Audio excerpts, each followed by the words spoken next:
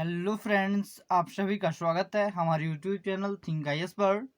So guys, हमने जो इस सीरीज की शुरू की है, आज हम physics 9th class NCERT MCQ question की जो है सीरीज है, उसमें आज जो हम समझने की कोशिश करेंगे गुरुत्वाकर्षण। और अब जो है जल्दी ही जो है सीरीज को जो है किया जाएगा। शायद अगर ज़रूरत पड़े तो एक दिन में जो है 2 वीडियो अपलोड की जाएंगी। वैसे ज़रूरत नहीं पड़ेगी, तब तक जो है सीरीज कंप्लीट हो जाएगी जब तक जो है आपकी परीक्षा होती है। और इस सीरीज को अगर आप ध्यान से देख लोगे तो एनसीईआरटी जो है आपकी कंप्लीट हो जाएगी। और एनसीईआरटी कंप्लीट होना मतलब जो है आप परीक्षा के लिए क्या हो, तैयार हो। क्योंकि सिलेबस की डिमांड जो है आपकी यही है कि आपको जो है 9th और 10th क्लास की जो साइंस है उसको जो है बहुत ही गहनता, बहुत ही गहराई से जो है अध्ययन करना है। ठीक है दोस्त, तो ज़्यादा समय न लेते हुए हम जो है अपने टॉपिक की ओर जो है बढ़ते हैं। टॉपिक है गुरुत्वाकर्षण। आखिर गुरुत्वाकर्षण है क्या? तो हम प्रश्नों से सीधे शुरू करते हैं। धीरे धीरे हमको जो है समझ में आना शुरू हो जाएगा कि गुरुत्वाकर्षण क्यों जरूरी है, गुरुत्वाकर्षण का क्या महत्व है। तो देखिए दोस्त, प्रश्न नंबर 1 है पृथ्वी पर गिरती हुई कोई वस्तु पृथ्वी की ओर आकर्षित होती है। सही बात है। गति के तीसरे नियम के अनुसार वस्तु भी पृथ्वी को आकर्षित करती है, परंतु हम पृथ्वी को वस्तु की ओर गति करते हुए नहीं देख पाते। इस बात की व्याख्या निम्नलिखित में से किस किससे की जा सकती है? इस बात की क्या करनी है, व्याख्या करनी है हमको। किस बात की? कि कोई भी वस्तु है वो क्या करती है, पृथ्वी जो है उसको अपनी ओर क्या करती है, आकर्षित करती है। ठीक है। गति के तीसरे नियम के अनुसार पृथ्वी भी वस्तु को आकर्षित करती है, परंतु हम पृथ्वी को वस्तु की ओर गति करते हुए नहीं देख पाते हैं। इस बात की व्याख्या जो है निम्नलिखित में से किससे की जा सकती है? तो देखिए दोस्त, अगर हम ध्यान पूर्वक जो है इस बात को समझने की कोशिश करें तो गति के द्वितीय नियम से जो है इस बात की जो है व्याख्या की जा सकती है। क्यों की जा सकती है, इसकी व्याख्या पर जो है हम चर्चा करते हैं, इसकी व्याख्या पर जो है हम प्रकाश डालते हैं। गति के तीसरे नियम के अनुसार वस्तु भी पृथ्वी को क्या करती है, आकर्षित करती है। लेकिन गति के दूसरे नियम के अनुसार किसी दिए गए बल के लिए जो त्वरण होता है वो वस्तु के द्रव्यमान की क्या होता है, व्युत्क्रमानुपाती होता है। F equal to m a. ठीक है। वस्तु का जो त्वरण होता है वस्तु के द्रव्यमान की क्या होता है, व्युत्क्रमानुपाती होता है। अर्थात द्रव्यमान जितना अधिक होगा बल उतना अधिक लगेगा। जितना अधिक क्या होगा, द्रव्यमान होगा, बल क्या होगा, उतना ही अधिक लगेगा। और पृथ्वी की अपेक्षा वस्तु का द्रव्यमान नगण्य है, कुछ नहीं है। इसलिए पृथ्वी की ओर आती हुई जो वस्तु होती है हमें जो है गति करते हुए नहीं दिखाई देता। इसलिए हमें पृथ्वी को क्या होता है, पृथ्वी को वस्तु की ओर गति करते हुए नहीं देखता है, यही कारण। ठीक है दोस्त। और दूसरे प्रश्न की ओर अगर हम चर्चा करें, दूसरे प्रश्न की ओर अगर हम अग्रसर हों, गुरुत्वाकर्षण बल के संदर्भ में निम्नलिखित कथनों पर विचार कीजिए। यह नियम सभी पिंडों पर लागू होता है, चाहे वह विश्व में कहीं भी हो। सारे जितने भी पिंड हैं सब पर क्या होता है, यह नियम लागू होता है। गुरुत्वाकर्षण बल एक क्षीण बल है। गुरुत्वाकर्षण बल क्या है, एक प्रकार का क्या है, क्षीण बल है। पृथ्वी द्वारा लगाए जाने वाला गुरुत्वाकर्षण बल गुरुत्व बल कहलाता है। पृथ्वी द्वारा लगाए जाने वाला गुरुत्वाकर्षण बल क्या, गुरुत्व बल कहलाता है। ठीक है। अब हमें बताना है कि इन सभी कथनों में से कौन सा से कथन जो है सही है या है। ठीक है दोस्त, केवल 1 और 2, केवल 2 और 3, केवल 3, डी 1, 2 और 3। अगर हम ध्यान से जो है इन कथनों पर को देखें तो जो सही आंसर होगा वो क्या होगा, डी। डी क्या होगा, बिल्कुल सही आंसर होगा। डी क्यों सही होगा, अब हम इस पर जो है चर्चा करते हैं कि आखिर डी क्यों सही है। डी इसलिए सही है, उपयुक्त सभी कथन क्या हैं, बिल्कुल सही हैं। गुरुत्वाकर्षण के नियम के अनुसार किन्हीं दो पिंडों के बीच आकर्षण बल उन दोनों के द्रव्यमानों के गुणनफल के अनुक्रमानुपाती तथा उनके बीच की दूरी के क्या होता है, व्युत्क्रमानुपाती होता है। यह नियम खगोलीय पार्थिव बड़ी या छोटी सभी वस्तुओं पर क्या होता है, लागू होता है, इसलिए इसे सार्वत्रिक नियम भी कहते हैं।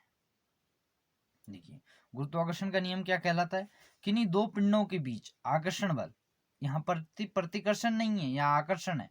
प्रतिकर्षण कहाँ पर होगा, जहां पर कूलॉम का नियम होगा। यही अंतर है कूलॉम के नियम में और गुरुत्वाकर्षण के नियम में। किन्हीं दो पिंडों के बीच आकर्षण बल उन दोनों के द्रव्यमानों की गुणनफल के अनुक्रमानुपाती तथा उनके बीच की दूरी के क्या होता है, व्युत्क्रमानुपाती, उन दोनों के द्रव्यमानों के। ठीक है, z equal to m1 into m2 upon r square. ठीक है, उन दोनों के बीच की दूरी के क्या होता है, व्युत्क्रमानुपाती होता है। यह नियम क्या कहलाता है, खगोलीय पार्थिव या बड़ी या छोटी सभी वस्तुओं पर क्या होता है, लागू होता है, इसलिए इसे क्या कहते हैं, सार्वत्रिक नियम भी कहते हैं। सार्वत्रिक मतलब सब जगह जो है ये लागू होता है। गुरुत्वाकर्षण बल एक क्षीण बल है। क्षीण मतलब बहुत कम बल है, छोटा बल है। ठीक है, जब तक कि बहुत अधिक द्रव्यमान वाले पिंड संबंध न हो। जब तक क्या होते हैं, बहुत द्रव्यमान वाले पिंड क्या होता है, संबद्ध। संबंध मतलब टकराए या जुड़े ना हो। ठीक है, पृथ्वी द्वारा लगाए जाने वाले गुरुत्वाकर्षण बल को क्या कहते हैं, गुरुत्व बल कहते हैं। ठीक है दोस्त, सार्वत्रिक गुरुत्वाकर्षण स्थिरांक जी का मान कितना होता है, कैपिटल जी। यहाँ पर स्मॉल जी की नहीं, यहाँ पर क्या हो रही है, कैपिटल जी की बात हो रही है। तो इसका मान कितना होता है। ठीक है दोस्त, तो इसका जो एक्यूरेट मान होता है वो होता है 6.673 इंटू 10⁻⁻11 जो है गुरुत्व स्थिरांक का मान होता है। ठीक है दोस्त, अब आप इससे जो है, इससे रिलेटेड और मान भी आपको जो है बता देते हैं इसकी व्याख्या में। सार्वत्रिक गुरुत्व स्थिरांक का जो मान होता है 6.673 इंटू 10⁻⁻11 और 9.8 मीटर प्रति सेकंड स्क्वायर गुरुत्व त्वरण का क्या है, मान है। किसका है, गुरुत्व त्वरण का। ठीक है, 6 इंटू 10⁻24 किलोग्राम क्या है, पृथ्वी का द्रव्यमान है। बहुत जरूरी, बहुत मोस्ट इंपोर्टेंट हो जाता है ये प्रश्न यहाँ पर। 6 इंटू 10⁻24 किलोग्राम जो है किसका है, पृथ्वी का क्या है, द्रव्यमान है। ठीक है, 6.4 इंटू 10⁻6 मीटर जो है पृथ्वी की त्रिज्या है। त्रिज्या आपको मालूम होगी, त्रिज्या आखिर क्या होती है, ये इस प्रकार से जो है, ये कोई ये है और ये व्यास है, व्यास का आधा क्या होगा, त्रिज्या। ठीक है,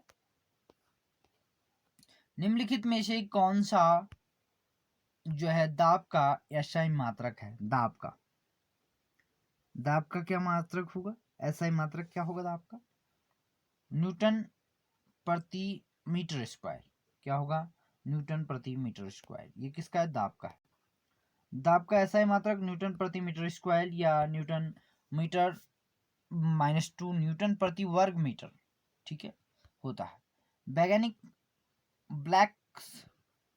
ब्लैक्स पास्कल के सम्मान में दाब का एसआई मात्रक जो है पास्कल को कहते हैं, जिसे जो है पीए से व्यक्त किया जा सकता है। न्यूटन जो है बल का जो है एसआई मात्रक है, न्यूटन। ठीक है दोस्त, न्यूटन किसका है, बल का। ठीक है, न्यूटन मीटर स्क्वायर किलोग्राम -2 सार्वत्रिक गुरुत्व स्थिरांक का मात्रक है। ठीक है दोस्त, सार्वत्रिक गुरुत्व स्थिरांक का क्या है, मात्रक है। किलोग्राम मीटर क्यूब किलोग्राम प्रति घन मीटर जो है किसका, घनत्व का मात्रक है। ठीक है, डेंसिटी का मात्रक, किलोग्राम घन मीटर। ठीक है, किलोग्राम प्रति घन मीटर। ठीक है दोस्त, आई होप आप जो है समझने की कोशिश कर रहे होंगे, आपके समझ में आ रहा होगा। क्वेश्चन नंबर 5 की तरफ अगर हम बढ़े, कागज की सीट तथा एक पत्थर को एक साथ समान ऊंचाई से जो है फेंका जाता है। ठीक है दोस्त, समान ऊंचाई से क्या जाता है, फेंका जाता है। अब पृथ्वी पर छोड़ने पर निम्नलिखित में से क्या होगा। ठीक है, ऊंचाई से जो है हम कागज का टुकड़ा और पत्थर का टुकड़ा जो है फेंक रहे हैं। यहाँ से फोल्ड मान लीजिए, कागज का टुकड़ा है और ये जो है पत्थर का टुकड़ा है। इन दोनों को जो हम फेंक रहे हैं किसी ऊंची इमारत से, तो ऊंची बिल्डिंग से अगर हम इसको फेंक रहे हैं तो अर्थ पर पहुंचने के बाद जो है क्या होगा, ये हमसे पूछा जा रहा है। कागज को के कम द्रव्यमान के कारण वह पत्थर के बाद जमीन पर पहुंचेगा। क्या ऐसा ही है, कागज पर लगने वाले घर्षण के कारण वह पत्थर के बाद जमीन पर पहुंचेगा, या फिर दोनों एक साथ जमीन पर पहुंचेंगे और पत्थर पर अधिक गुरुत्व के कारण वह कागज से पहले जो है नीचे पहुंचेगा। देखिए दोस्त, इसमें से कौन सा से जो है बिल्कुल सही है। तो आप अगर एलिमिनेशन वाले मेथड से अगर करते हैं, कागज के कम द्रव्यमान के कारण वह पत्थर के बाद जमीन पर पहुंचेगा। ठीक है, कुछ हद तक जो है ये सही हो सकता है, लेकिन यहाँ पर जो है पूर्णतः सही नहीं है। क्यों सही नहीं है? क्योंकि यहाँ पर जो बी ऑप्शन है वहां पर ये जो है ज्यादा कारगर सिद्ध हो रहा है। क्यों? क्योंकि यहाँ पर घर्षण की जो है बात की गई। कागज पर लगने वाले घर्षण के कारण वह पत्थर के बाद क्या होगा, जमीन पर पहुंचेगा। जब जब हवा से कागज गुजरेगा या पत्थर गुजरेगा तो क्या करेगा, एक घर्षण बल जो है काम करेगा। ठीक है दोस्त, आई होप आपके समझ में आ रहा होगा। ठीक है दोस्त, अब हम जो है इसकी व्याख्या पर जो है चर्चा करते हैं। पृथ्वी पर कागज की सीट तथा पत्थर को समान ऊंचाई से जो है एक साथ छोड़ने पर कागज पत्थर के बाद जमीन पर पहुंचेगा।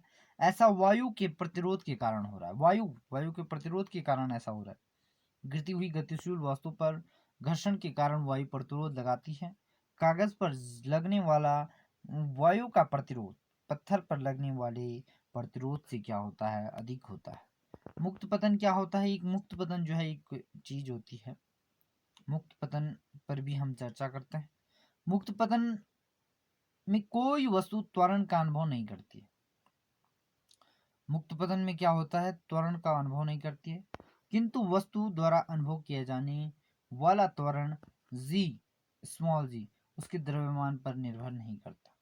अतः सभी वस्तुएं खोखली या ठोस, बड़ी या छोटी एक ही दर से जो है नीचे गिरनी चाहिए, परंतु पृथ्वी पर वायु की उपस्थिति के कारण ऐसा संभव नहीं हो पाता है। मुक्त पतन की स्थिति क्या होती है, हो नहीं पाती है, संभव नहीं हो पाती है। ठीक है दोस्त, अब हम छठे प्रश्न की ओर जो है बढ़ते हैं। निम्नलिखित कथनों पर विचार कीजिए। गुरुत्वीय बल पृथ्वी के केंद्र से दूरी बढ़ने पर बढ़ता है, परंतु ध्रुवों से विषुवत वृत्त की ओर क्या है, घटता है। ठीक है, किसी वस्तु का द्रव्यमान पृथ्वी पर या अन्य ग्रह पर भी उतना ही रहता है, परंतु भार स्थान के साथ क्या होता है, परिवर्तित होता है।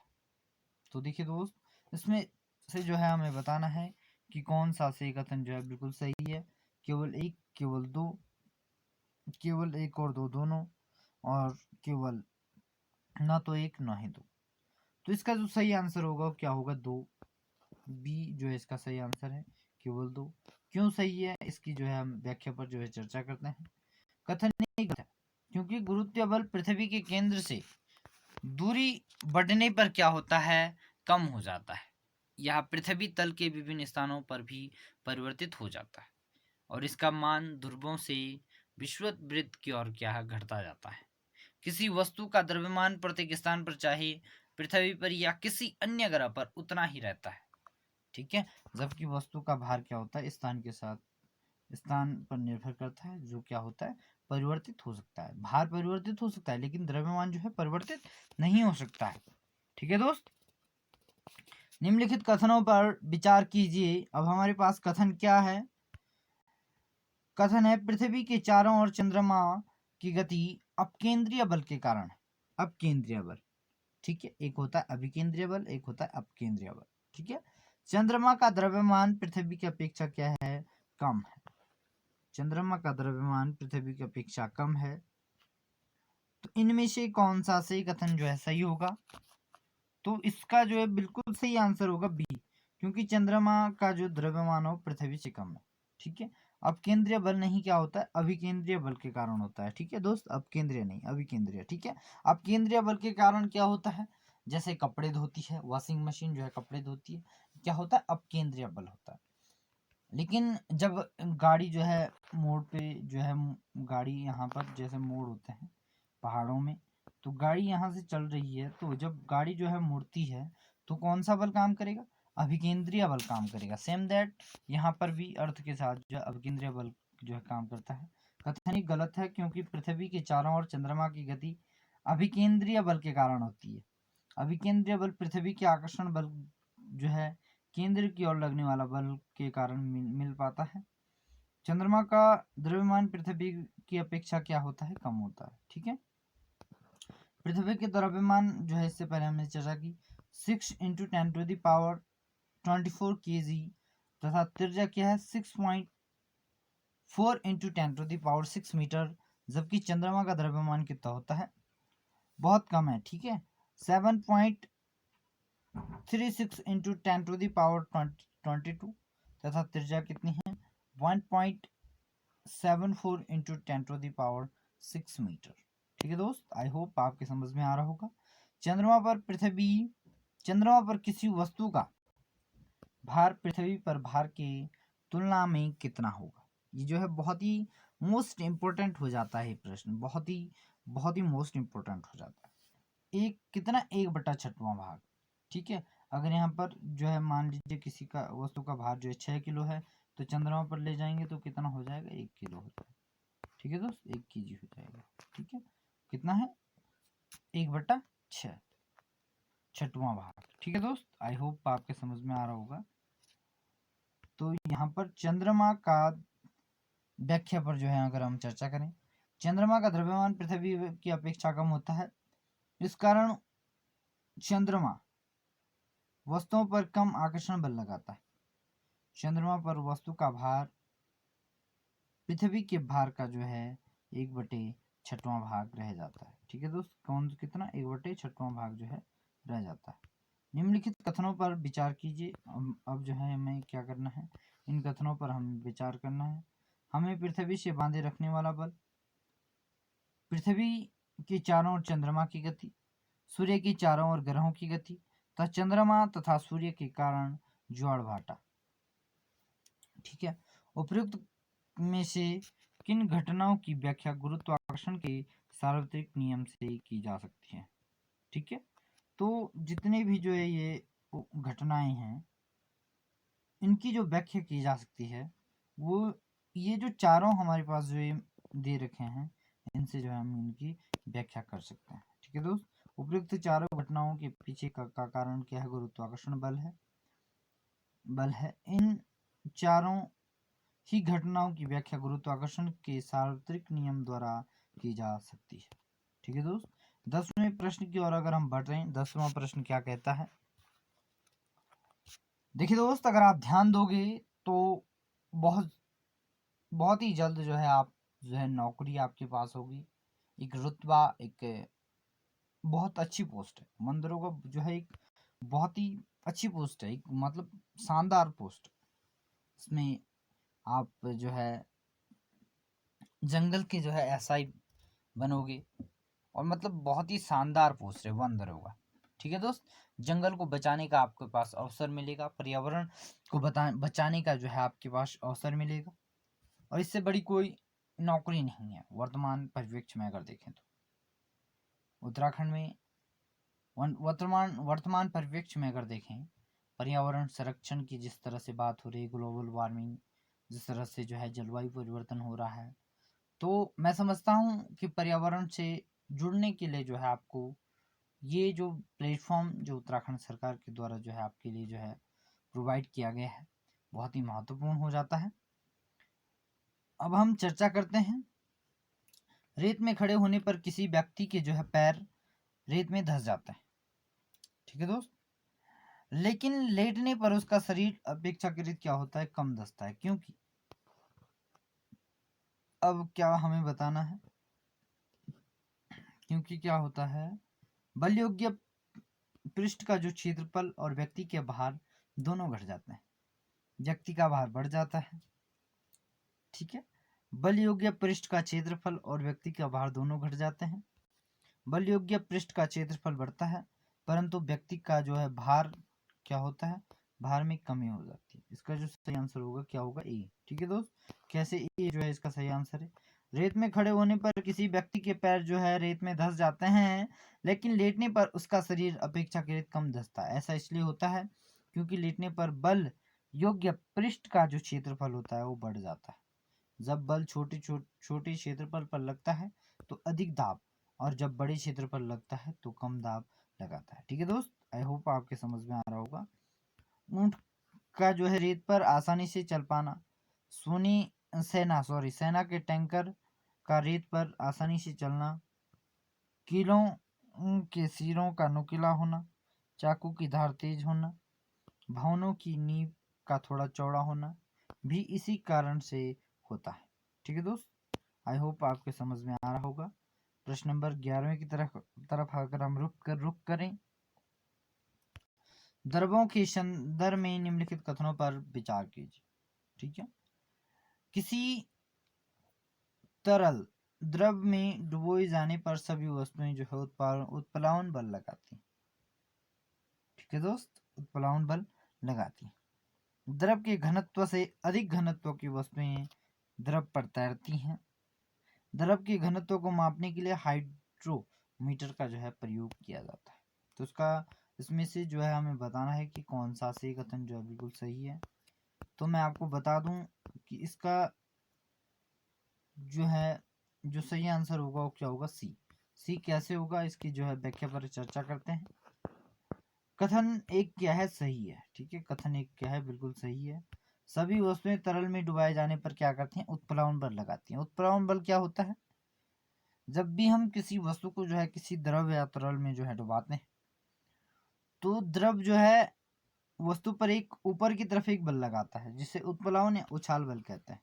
ठीक है दोस्त, इस उत्प्लावन बल का जो क्या होता है, जो परिणाम होता है, परिणाम कितना होगा, यह आर्किमिडीज के सिद्धांत जो है पता लगता है। आर्किमिडीज का सिद्धांत जो है अगर आपने पढ़ा होगा, इस सिद्धांत के अनुसार जब किसी वस्तु को किसी तरल में जो है पूर्ण या आंशिक रूप से डुबोया जाता है तो वह ऊपर की दिशा में एक बल का अनुभव करती है जो वस्तु द्वारा हटाए गए तरल के भार के क्या होता है, बराबर होता है।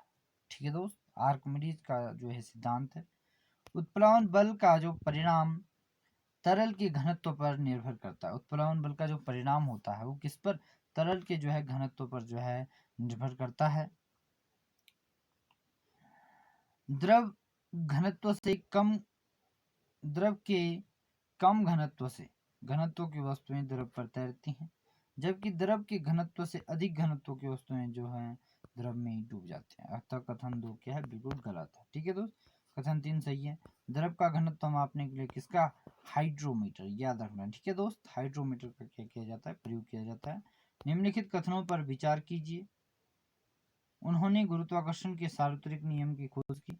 उन्होंने गणित की एक शाखा जिसे कहा जाता है कलन, ठीक है, कैलकुलस की खोज की। उन्होंने गति के नियमों का प्रतिपादन किया। वो कौन है, ठीक है दोस्त, तो उसको कहा, वो कौन है, वो है न्यूटन, आइजक न्यूटन। ठीक है दोस्त, जिन्होंने जो है ये सब जो है चर्चाएं की। उपयुक्त सभी विशेषताएं जो न्यूटन की हैं, उन्होंने गुरुत्वाकर्षण के सार्वत्रिक नियम की खोज की और गणित की एक नई शाखा कलन की खोज की। उन्होंने गति के नियमों का भी क्या प्रतिपादन किया। देखिए दोस्त, आई होप आपके समझ में आ रहा होगा। कल हम चर्चा करेंगे कार्य तथा ऊर्जा, जो 10th चैप्टर है।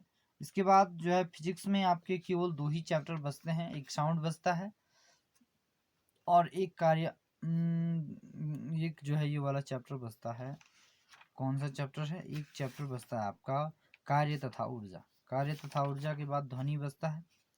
ध्वनि के बाद जो है एनवायरनमेंट बचता है। एनवायरनमेंट के बाद जो है आपका लास्ट चैप्टर फूड। ठीक है दोस्त, खाद्य संसाधनों में सुधार, ये वाला चैप्टर जो है बचता है। तो धीरे धीरे जो है ये 9th क्लास की जो है सीरीज कंप्लीट हो जाएगी 3-4 दिन में। इसके बाद जो है 10th क्लास की एनसीईआरटी की एमसीक्यूज जो है आपसे करवाए जाएंगे। आप जो है लाइक कीजिए, शेयर कीजिए, सब्सक्राइब कीजिए, हमारे चैनल को प्रोमोट कीजिए, क्योंकि अभी जो है हमारे चैनल को प्रमोट की जो है बहुत आवश्यकता है, नए चैनल है। देखिए दोस्त, ज्ञान जो है बांटने से ही बढ़ता है, इसलिए जो है हम हमारे पास जो नॉलेज है उसको जो है सबको जो है प्रोवाइड करवाना चाह रहे हैं इस डिजिटल दुनिया के माध्यम से। So thank you. So please like, share and subscribe my channel.